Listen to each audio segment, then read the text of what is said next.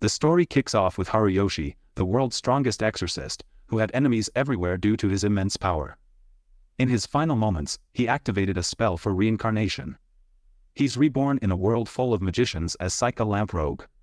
But here's the twist, Saika is born without magic. No biggie for him though. He still flexes his abilities through spiritual powers. Saika grows up with two older brothers. One of them, Glay, isn't exactly a fan of Saika, mostly because they're only half-siblings. In his new life, Saika's family pretty much ignores him, which suits him just fine. He's living his best life in comfort. One morning, their slave, Aoife, brings over a jacket that Glay had tossed in the trash, because Glay's a drama queen, and apparently, that jacket just didn't spark joy. Glay then announces that their father allowed him to join the famous Magic Academy. Their father appears and takes Glay to practice magic, but Saika, ever the plot twist, asks if he can join in. And so, the magic practice begins.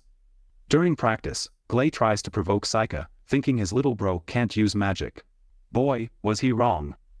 Saika shows off his overwhelming power for the first time by shooting a blue fireball.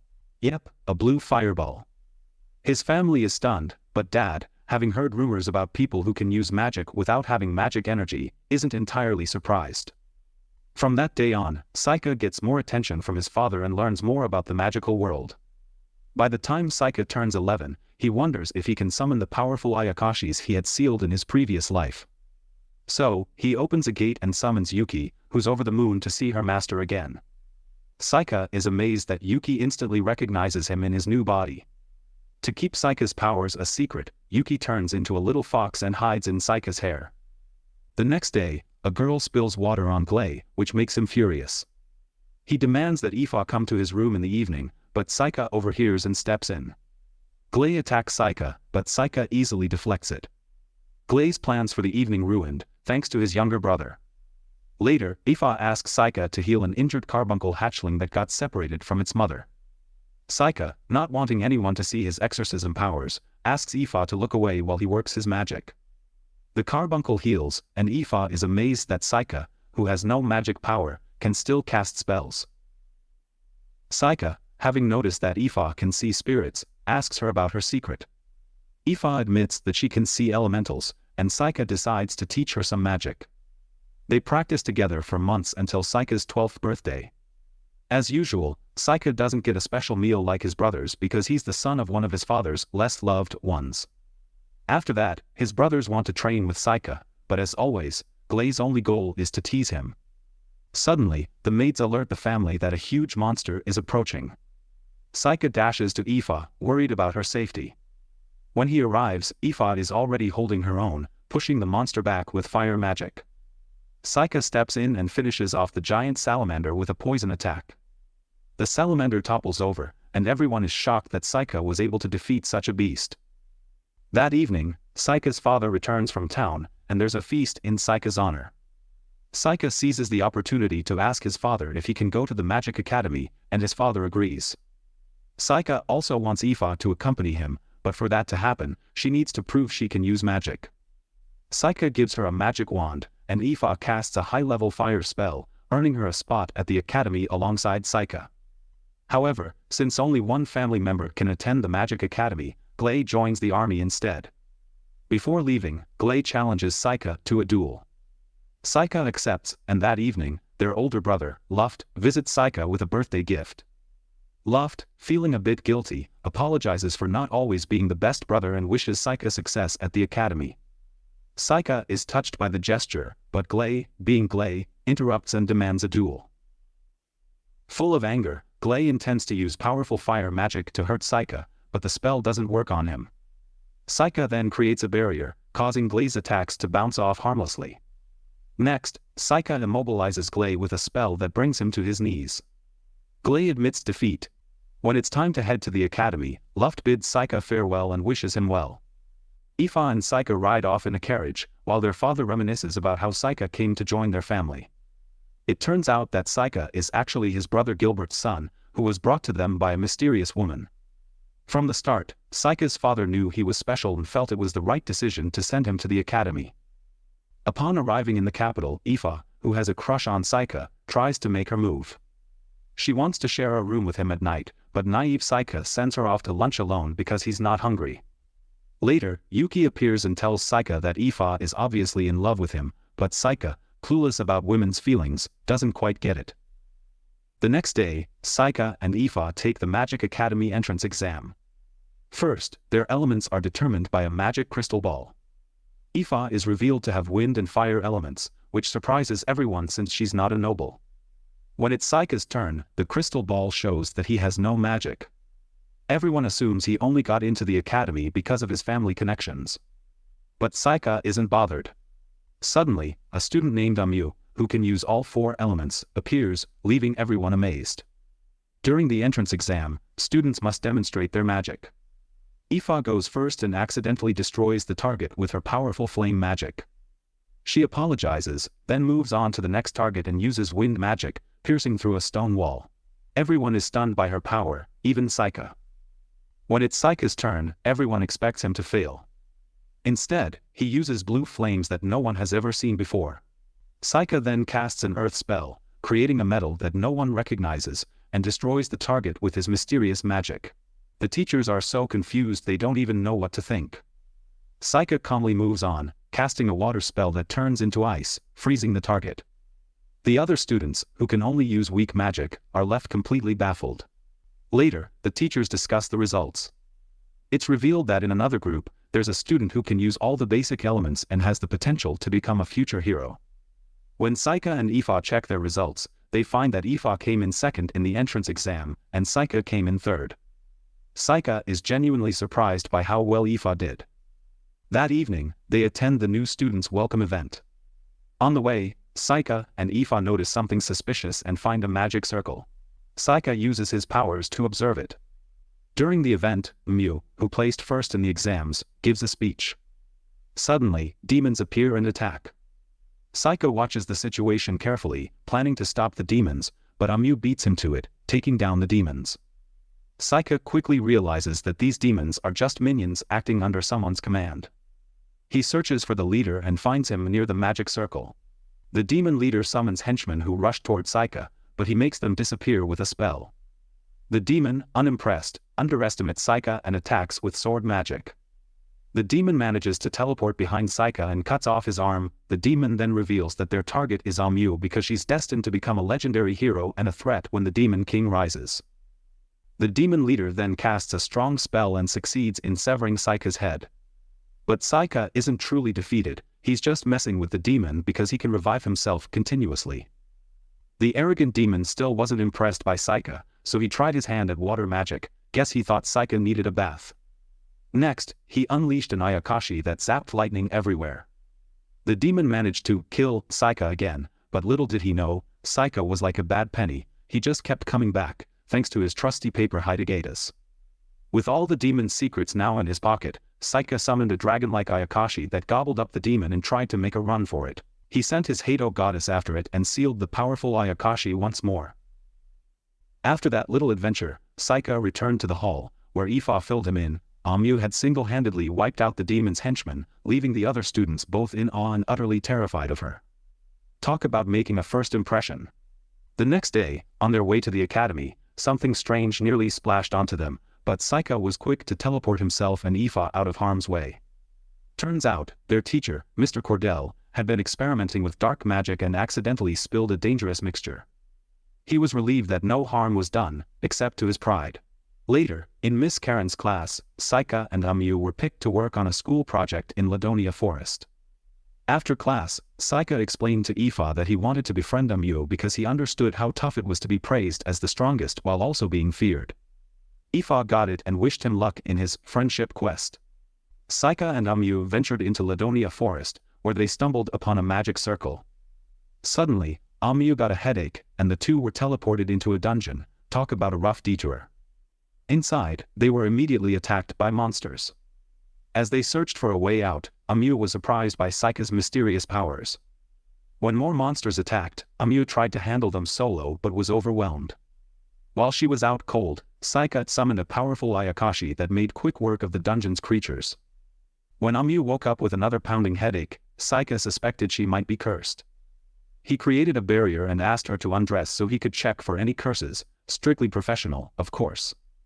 Saika found no visible curse, but since her headache disappeared within the barrier, he knew one was active. He used his paper Hidegata and a strand of her hair to absorb the curse. Meanwhile, Amyu couldn't resist teasing Saika, asking if he does naughty things with his slave Ifa.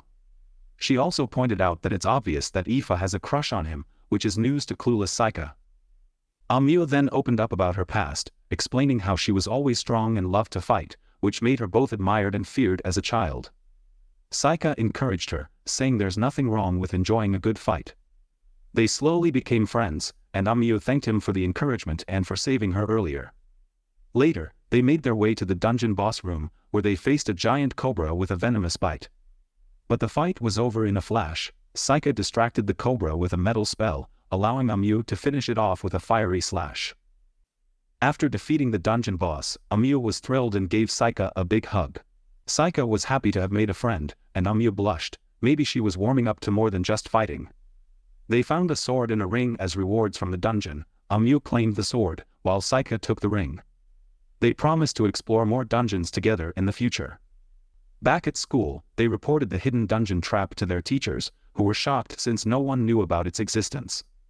But Saika had his suspicions about Mr. Cordell and confronted him. Mr. Cordell was shocked that Saika had defeated the demon and revealed his true identity as a demon spy, admitting that he had tried to kill Amyu, the future heroine. He smugly confessed to cursing Amyu, believing she was doomed. However, Saika had absorbed the curse into a Hidegata and summoned a demon he'd sealed earlier. He transferred the curse to himself, leaving Mr. Cordell thinking Saika was nuts. But Saika used his exorcist powers to send the curse right back to Mr. Cordell, who ended up dying from his own curse. Talk about instant karma. Some time later, Saika was having dinner with Amyu and Ifa in the academy hall when they were summoned by the vice principal to the headmistress's office. Upon arriving, Saika discovered that the headmistress was of dwarf origin and that his confident demeanor reminded her of his father's brother. Saika found out in passing that his father had a brother. The headmistress then announced that she wanted to send Saika to a mixed disciplines combat tournament in the capital, alongside a new student named Mabel Crane. The academy could only send 2 students, so Saika or Ifa had to team up with Mabel. Amyu was furious that she wasn't chosen, especially since she was the best in sword fighting. Ifa tried to reassure Amyu, suggesting that Saika was chosen because of his achievements against the salamander and in the dungeon, but this only made Amyu more upset since she was also in the dungeon with him. Saika explained that the headmistress must have had her reasons. On campus, Amyu assumed Mabel was from a noble family and was allowed to participate in the tournament because of it. Suddenly, Mabel appeared behind her, having overheard everything, and called Amyu weak, making it clear she didn't deserve to be chosen because she was a weakling. Amyu, refusing to accept this, challenged Mabel to a fight. Saika didn't intervene. He was curious to see Mabel's abilities. Mabel quickly won the fight and mocked Amyu, who lay defeated on the ground. However, Amyu couldn't accept her loss, accusing Mabel of using magic during their fight. Mabel retorted that Amyu's naivety was her downfall and warned Saika not to participate in the tournament, thinking he was weak too. The next day, Saika and Mabel traveled to the capital for the tournament, but Saika noticed that Amyu tagged along. She claimed she just wanted to see the capital, but Saika knew she was really there to watch Mabel in action. When they arrived, Saika was hit with severe motion sickness and needed to rest until the tournament began the next day. Once the mixed disciplines tournament started, Saika prepared himself with his friends. He was the first to compete, facing off against an arrogant opponent who didn't take him seriously. The guy even threatened to chop Saika into pieces. Saika decided to end the fight quickly and let his opponent attack first. He then teleported behind him and delivered such a powerful blow that the guy flew into the wall. The spectators were stunned, cheering for Saika. As Saika returned to the grandstand, Yuki appeared and warned him not to end up like his past self, the strongest person with enemies everywhere. Watching from the stands, Saika used his shikis to observe Kyle's next fight closely. Kyle immobilized his opponent with a curse and killed him with his sword, raising Saika's suspicions. Saika soon realized that Kyle had an evil eye that cursed his opponents through his gaze. In the second round of the tournament, Saika faced off against a magician who controlled a golem. She underestimated Saika, thinking he didn't stand a chance. But Saika summoned an Ayakashi that quickly destroyed her golem, forcing her to surrender. The crowd thought Saika had used a wind spell since his Ayakashi was too fast to be seen. He returned to his friends, where Aoife begged him to withdraw, worried about his safety after Kyle's deadly performance. Saika reassured her, promising to continue winning without getting hurt. Next, Mabel's fight began, and Amu teased Aoife, telling her to stop flirting with Saika since the next battle was about to start. Mabel faced off against an earth mage, easily shattering his defenses with magic-infused knives. She used dark magic and gravity magic to enhance her weapons, which piqued Saika's curiosity. When Mabel won, she was hailed as the redhead heroine, leaving Saika intrigued. He learned from his friends that the last heroine with the same name, Mabel Crane, also had red hair and wielded similar weapons. As evening fell, Saika pursued a demon spy he'd been tracking with his shikis. The man was shocked at how much Saika knew and tried to sneakily eliminate him. Saika immediately countered the man's attack and bound him with a spell. The man, stubborn as ever, preferred torture over talking, but Saika wasn't one to waste time. He summoned an Ayakashi with mind-reading abilities and started asking questions. That's how Saika discovered that the demons had no information on Amu since he had already wiped out their only informants. He also learned that Mabel was being falsely portrayed as a heroine to distract attention from Amu. Yuki then popped up and asked Saika what he planned to do with the information. Saika casually replied that he wouldn't dig any deeper since it was good that Amu was safe from the demons. The next day, Kyle continued his winning streak and qualified for the semi-finals. Saika also fought a necromancer summoner and secured his spot in the semi-finals, where he would face off against Mabel. As Saika made his way back to the stands, Mabel approached him, clearly underestimating him, and asked him to retire from the fight against her. Saika, not one to be easily intimidated, refused. Mabel warned him that he might die fighting her, but Saika wasn't fazed. He then watched Reina's fight against Kyle from the stands. When the battle started, Reina used a spell to resist Kyle's evil eye and attacked with fireballs, but Kyle remained unscathed. Reina summoned golems, but Kyle activated his shadow magic and easily won. That evening, as Saika was preparing to sleep, Yuki transformed into her human form and snuggled up to him, much to his annoyance. Suddenly, Mabel launched a surprise attack, and the two began fighting in the middle of the night. Mabel was strong, but Saika overpowered her. Then, a drunk man appeared, giving Mabel the chance to escape. Saika tracked her down, and she threatened him with a short sword. Saika calmly told her he wasn't trying to kill her because he had noticed she wasn't serious about killing him either. He wanted to know why Mabel wanted to fight in the finals. Mabel revealed that she was pretending to be the heroine so that Kyle could kill her in the finals, making the demons believe the future heroine was dead. Mabel also shared that she was trained by a merchant association with other children to become mercenaries or assassins, and Kyle was one of those children. Kyle's mission was to kill Mabel to pass his mercenary exam. The merchant association put children like Kyle through a dangerous operation that suppressed emotions and the sense of pain.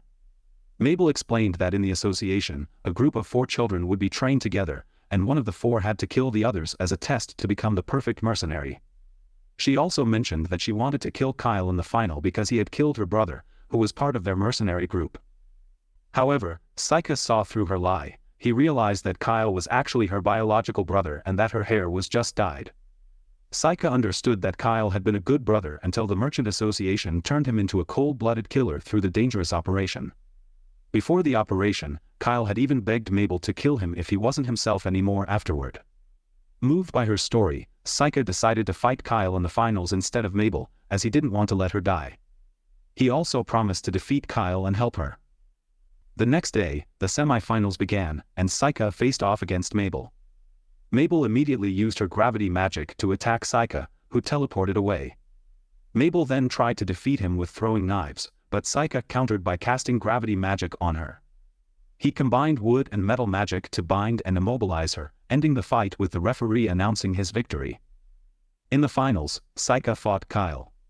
He created fog at the start of the fight to hide his true powers from the audience. He attacked Kyle with powerful spells, but Kyle's strong gravity magic barely fazed him. Saika then summoned his powerful Ayakashi, Ashioni, which quickly overpowered Kyle and knocked him out. As Kyle lay defeated, a self-destruct mechanism activated. In his final moments, Kyle regained his senses and asked Saika to convey his last words to Mabel. Although Saika didn't want to let Kyle die, Yuki intervened, warning him that using his magic would draw too much attention, causing him to suffer the same fate as in his previous life. Reluctantly, Saika let Kyle die. Saika won the tournament and later buried Kyle with his little sister Mabel outside the town. He also delivered Kyle's last words to her, which made Mabel cry with mixed emotions of happiness and sorrow. Mabel, now unsure of what to do with her life, was reassured by Saika, who promised to protect her and ensure she could attend school normally. They returned to Ifa and Amu, who were already waiting for them. Knowing most of what had happened, Amu immediately challenged Mabel to a rematch.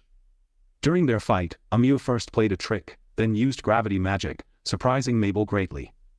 Eventually, the two became friends, and they all returned to the academy together. Back at the Magic Academy, Saika reported the events to the headmistress, who revealed that everything had been planned to save Mabel. When Saika asked what she intended to do with Mabel, the headmistress replied that she had no plans. She just felt that Mabel's fate was sad and that her talent would be wasted if she died so young. As time passed, Saika mentioned that during the summer vacation, he was invited to the Kingdom of Hysteria because a dragon had appeared and was out of control. Suddenly, the Crown Prince of Hysteria, Cecilio, appeared with his maid. Saika introduced himself, and Cecilio immediately noticed Ifa's beauty, mistaking her for a noblewoman. Cecilio offered Ifa to become one of his wives and join his harem. Ifa politely declined, stating that she was Saika's servant, while Saika internally wondered if the Crown Prince was a few screws short. Saika was then briefed on the dragon causing chaos in the Kingdom of Hysteria. The dragon, usually peaceful, had been rampaging and causing property damage. After the conversation, Amu and Mabel surprised Saika by asking if he would hand over Ifa to Cecilio. Saika assured them that he had no intention of handing her over unless she wanted it herself. Saika and Ifa then traveled to the Kingdom of Hysteria in a carriage. Upon their arrival, Cecilio greeted them, but a lava tiger suddenly appeared, wanting to hunt the dragon. The monster went out of control and tried to attack Ifa, but Saika stopped it just in time and was about to kill it when the monster's summoner appeared and chained it up. Saika found out that Cecilio was hiring mercenaries to deal with the dragon problem. Saika tried to change Cecilio's mind, arguing that hiring such dangerous mercenaries, who didn't care about others' lives, was wrong. The summoner provoked Saika, claiming he had everything under control. Saika, still angry about the monster almost hurting Ifa, scolded Ifa for not casting a spell to defend herself. Later, in the king's palace, Saika researched the dragon. He found old books with interesting information and decided to investigate the cause of the dragon's rampage. However, he wanted to do it alone to avoid endangering Ifa. Unfortunately, Ifa misunderstood his concern and felt sad. As night fell, and Saika was preparing for the next day, Ifa appeared and told him that Crown Prince Cecilio had asked her to come to his room and that she was scared to be alone in her room. Saika cheered her up, telling her she didn't have to comply with the request and that she could spend the night with him in his room. As they lay in bed together, Saika asked if she would like to join the Crown Prince's harem. Ifa then apologized for being useless and not being able to defend herself the previous day. Saika, clueless as ever, misunderstood her feelings and ended up hurting her even more. The next morning, Yuki tried to explain to Saika that Ifa had been in love with him for a long time, but Saika, being hopeless in matters of the heart, still misinterpreted her feelings. Saika then reported to Crown Prince Cecilio that he would be going to the mountains for a few days to research the dragon. Cecilio, with ulterior motives, planned to seduce the innocent Ifa during Saika's absence. Saika decided to head up to the mountains without Ifa, leaving her behind. Later, Ifa was visited by Crown Prince Cecilio's maid, who wanted to have a little chat. The maid dropped a bombshell by telling Ifa that she's descended from elves. But the maid didn't stop there. She hinted that Saika might be more dangerous than he seemed. Apparently, the elementals were avoiding Saika like he had bad breath because, according to the maid, Saika is a monster. The elf maid then tried to convince Ifa to join Cecilio's harem. Meanwhile, Saika, being his usual adventurous self, ran into a dragon. He didn't back down. Instead, he fought it, using an ayakashi to immobilize the beast before trapping it in a net. After a bit of detective work, Saika realized the dragon wasn't just on a rampage, it was protecting its egg. Yuki, scratching her head, wondered how a male dragon ended up with an egg. Saika, ever the encyclopedia of random knowledge, explained that some male reptiles can pull a gender switcheroo. Back with Ifa, the maid was still hard at work trying to lure her into the Crown Prince's harem by flaunting all the benefits. Meanwhile, Saika was busy helping the dragon take care of its egg. The dragon must have liked Saika, because it seemed like Saika would have to stick around a bit longer. Aoife, on the other hand, got summoned by Cecilio, who dropped another shocker. He wanted to buy Aoife from Saika. Talk about a lousy bargain. Cecilio was abusing his power, telling Aoife that Saika would be killed if he tried to interfere. Aoife didn't want to be freed from her slave contract because, drumroll, she loved Saika. But the prince wasn't taking no for an answer. Aoife was held down by guards, and the maid set up a barrier to block her magic, trying to force Aoife to cancel the contract. Just then, Saika showed up on a dragon, blissfully unaware of Cecilio's shady plans. He just wanted to take Aoife to the dragon because he needed someone with strong fire magic. Aoife was thrilled to see him, and as they flew off, she thanked him for saving her. Saika was a bit puzzled by her reaction. Once they reached the dragon's hideout, a lava tiger showed up, but Saika stopped it from attacking. Just as they thought they had things under control, mercenaries appeared, eyeing the dragon egg like it was the last piece of pizza. The lava tiger tried to attack again but was suddenly defeated with strong water magic. Turns out, it was Aoife's doing. The mercenaries were not happy campers. Saika wasn't having any of it and cast a spell that destroyed the mercenaries' monster. The dragon, now Saika's buddy, scared off the rest of the enemies. Aoife then burned the monster summoner's magic book, earning praise from Saika. Back in the kingdom, Saika reported the whole incident to Crown Prince Cecilio, explaining that the dragon was just trying to protect its baby and that all Cecilio needed to do was help the dragon take care of the egg to avoid further problems. But Cecilio, being as stubborn as a mule, didn't listen.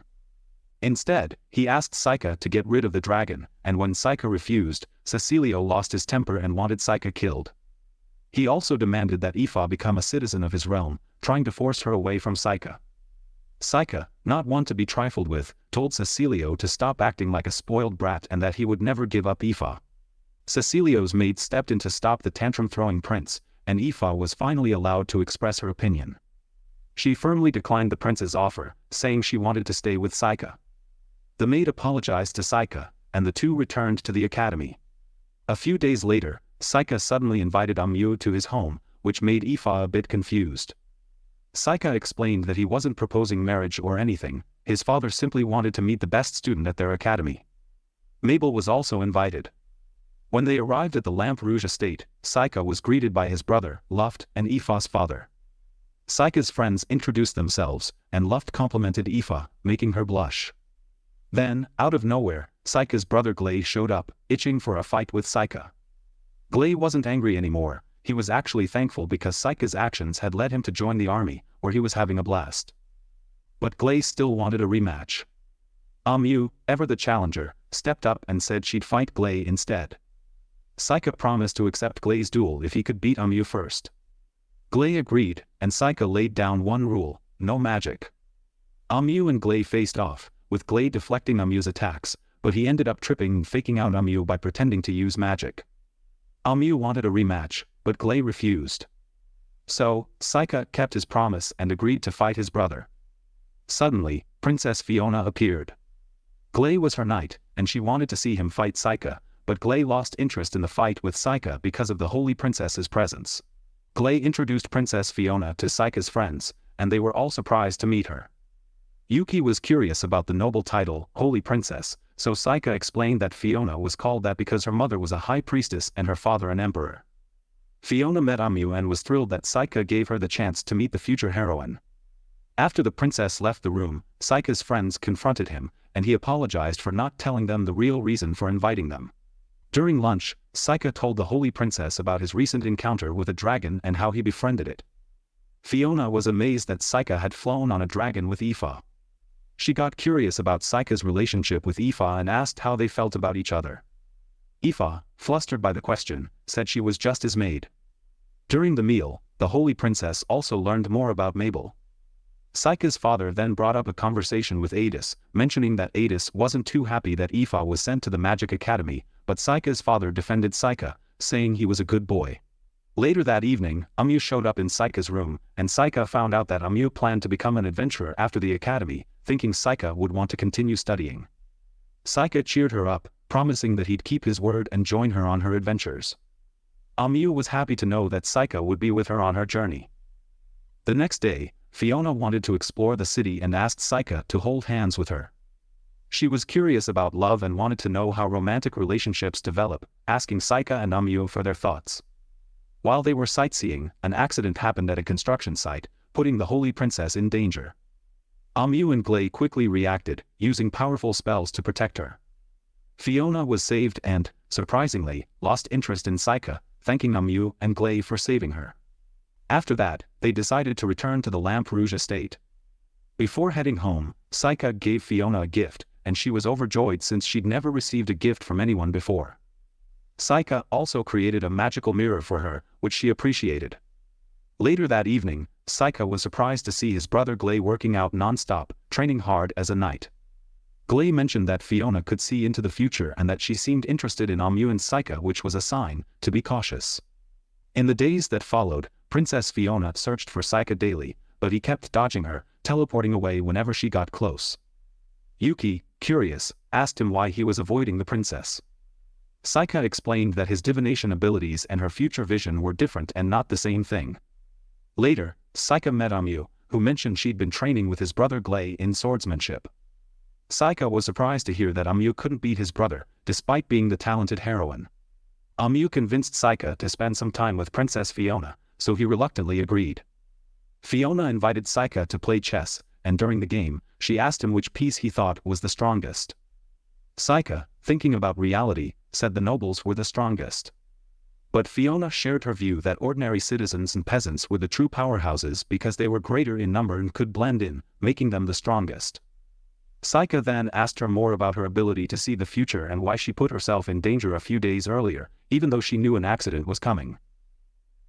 Fiona told Saika that she had the ability to see the future since birth, but the future isn't set in stone, it can change. As they continued their chess game, Saika eventually surrendered because, unsurprisingly, Fiona won. Saika was quite impressed with the Holy Princess's foresight. Fiona then mentioned that her ability also had its downsides. As a child, she was terrified of eating stew in winter because she could foresee that there was wheat flour in it. She feared that if she sat by the fireplace after eating, bread would magically bake in her stomach, and she'd get super chubby. Saika couldn't help but burst into laughter when he heard her adorable childhood worry. He found it utterly charming. Afterward, Fiona thanked Saika for playing chess with her. Meanwhile, a group of nasty demons was out and about, having just defeated a bunch of bandits. These demons were powerful and hunted humans for sport. One of them even had the ability to gauge how strong someone was just by looking at them. A few days later, Saika and his friends were heading back to the Magic Academy. Luft bid them farewell, and Mabel seemed down because she wished she could stay at the Lamp Rouge mansion a bit longer. Glay decided to join them on their journey to the capital, and Princess Fiona thanked Luft for the warm hospitality. Saika was riding in a carriage with Princess Fiona and his brother, Glay. Much to Glay's surprise, Saika wasn't too fond of carriage rides. Turns out, even someone as powerful as Saika has his weaknesses. Suddenly, as if on cue, a group of bandits ambushed them. Of course, Fiona had already foreseen this with her special future-gazing skill. Saika climbed onto the roof of the carriage, and the bandits tried to shoot him down with arrows, but he deflected them all with ease, laughing at their feeble attempts. The bandits, not giving up just yet, attempted more attacks, but they were no match for Saika's skills. They even tried to use magic against him, but Saika put up a barrier that blocked all their attacks. As the arrows bounced off harmlessly, Glay joined the fray, commanding the knights to fight off the bandits. Saika then unleashed a powerful spell that wiped out the bandits in an instant. His friends arrived just in time to witness his victory. Fiona thanked Saika for his help in dealing with the bandits. Saika found out that Fiona had planned the whole thing, knowing in advance that they would be attacked.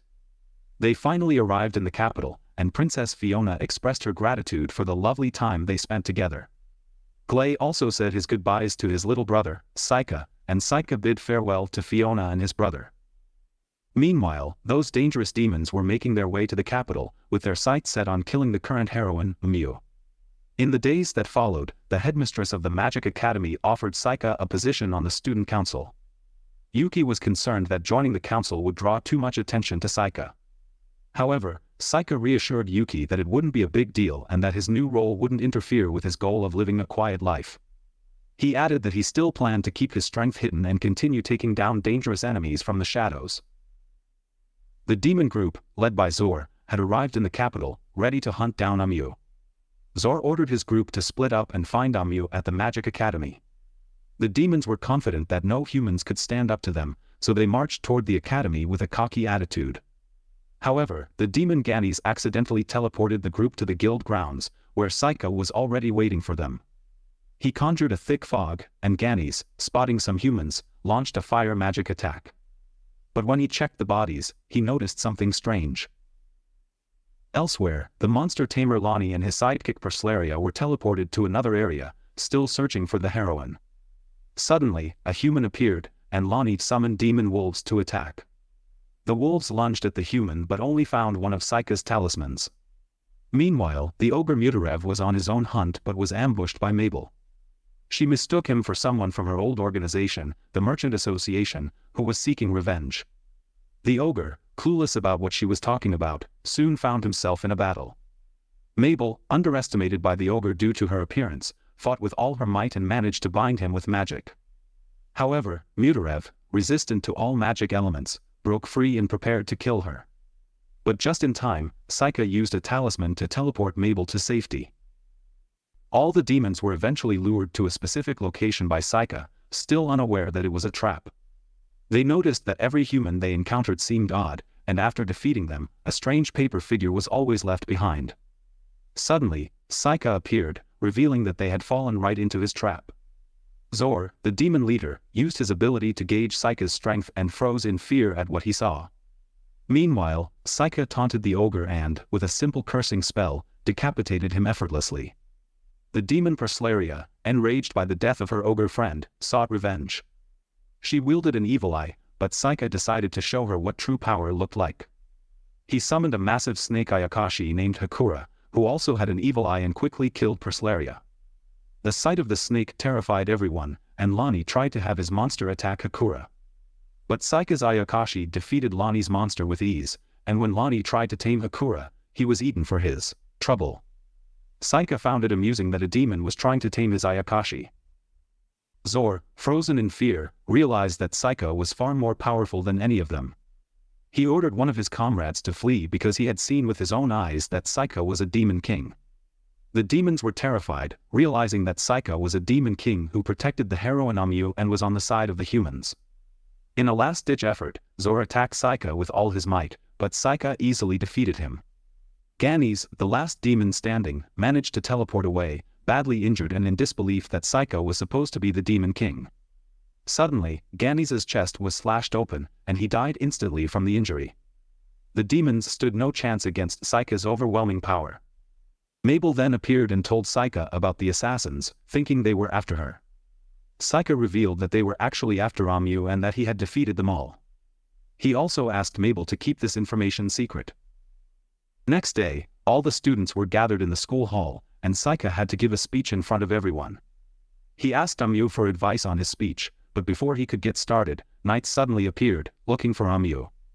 The knights accused Amyu of committing a crime the previous day, claiming she had murdered an envoy from the demon realm. They demanded that Amyu confess to the crime, but she had no idea what they were talking about. Mabel and Aoife wanted to protect their friend, but Saika stopped them. He assured Amyu that since she was innocent, nothing would happen to her. However, two of the knights grew angry at Saika for believing in Amyu's innocence. The leader of the knights prevented a riot, stating that he only wanted to arrest Amyu and do his job. Amyu was taken away, and Saika wanted to know the reasons for her arrest from the headmistress. He believed her when she said the academy would take care of it, but he knew deep down that if nothing was done, Amyu could be in real danger. He told Aoife and Mabel that the school was handling the situation and that they didn't need to worry. Afterward, Saika summoned his dragon and prepared to rescue Amyu. As he mounted his dragon, Yuki expressed concern, warning Saika that his actions would draw a lot of attention and end his peaceful life. She also reminded him that he might repeat the same mistakes from his previous life. But Saika was determined, he was angry and resolved to save Amyu no matter what. Meanwhile, Amyu was terrified, lost in a prison cell, fearing she would never see her friends again or go on adventures with them. She began to cry, and suddenly, a mysterious figure appeared. At the same time, Saika flew into the capital on his dragon, using his Hiragata paper to locate Amyu. He quickly found her and arrived at the prison castle. When Saika tried to rescue Amu, the knights attacked him, calling for reinforcements. Thousands of arrows were fired at Saika, but he showed his true power. None of the arrows could pierce his defenses. After that, Saika countered with an earth-shaking move, literally. He used earth magic to defeat the knights who dared to stand in his way. As Saika made his way to the castle's underground, more war-hungry knights appeared, ready to stop him. They launched a fiery assault with arrows, but Saika, not one to be outdone, responded with his own fire magic. He unleashed a white flame attack that turned the knights into toast, well, slightly overdone toast.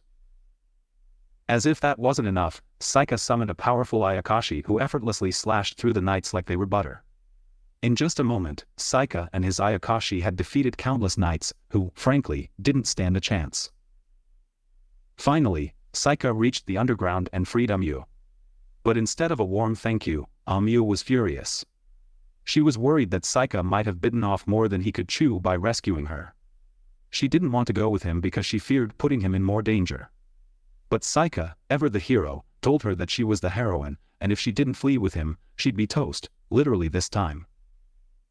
Just as they were about to escape together, Saika's big brother Glay suddenly appeared, blocking their way. And to their surprise, the holy Princess Fiona showed up too. Saika demanded an explanation. Why was Amu arrested, and why did Princess Fiona want her dead? Fiona, in her royal calm, explained that their nation was once a small, fragile place, and the hero was a symbol of peace. But times had changed, and now both demons and humans were striving for peace. Apparently, heroes and demon kings were old news. Saika learned that the demons wanted to kill Amu to erase any trace of the old wars. Fiona then dropped another bombshell by saying Amu could never be as strong as the previous heroine because Saika kept shielding her from danger. Saika wasn't about to let Amu meet her doom. Fiona offered to handle the situation if Saika would just back off, but he declined, not sure if he could trust her. Fiona looked sad, and Glay was disappointed in his stubborn little brother. Still, Fiona accepted Saika's decision and prepared a carriage for their escape. Amu thanked Fiona, revealing that Fiona had given her a blanket in the prison and visited her often. Realizing his mistake, Saika apologized for doubting Fiona, and they made amends. Before leaving, Saika went to the dead knights from Fiona's army and showed off his true power by reviving them. The two girls were shocked by his powerful spells, but Saika and Amu knew they had to leave the school for good. Meanwhile, Fiona spoke to a shadowy figure, who wanted to know more about Saika. Fiona revealed that Saika was the current demon king protecting the heroine. Saika then wrote a letter to his friends, and they all decided to go on an adventure together. So, Amu and Saika met up with their friends in a town, ready to start their new life as adventurers. That marks the end of Season 1. Thanks for watching, see you in the next one.